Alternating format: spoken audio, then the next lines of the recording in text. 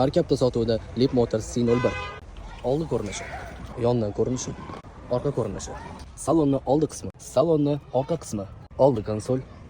Mashinamizdan ichiga shuni o'tiradigan bo'lsangiz, juda nozik dizaynda ishlangan, qora rangi, mint blue rang, polni ko'jadan kombinatsiya qilingan. Bir ekran, ikki ekran va 3 ekran. Birinchi ekran polni speedometr, ikkinchi ekranda hamma ishlar bajaradi va uchinchi ekran yoningizdagi odam uchun. To'rtta faslli ham optuni bemalol ko'rib turishingiz uchun panoramli polni lyuk. Eshiklar ham knopkada ochiladi.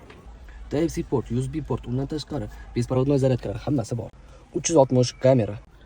Ochilishlarga ham alohida dizayniga e'tibor berasizlar. Sidenalari ham juda yumshoq, juda zo'r abduf, abagrev polni oldi sidenalari bor va orqa sidenalarida ham abagrev bor. Bagaj ochilishiga alohida e'tibor berasizlar.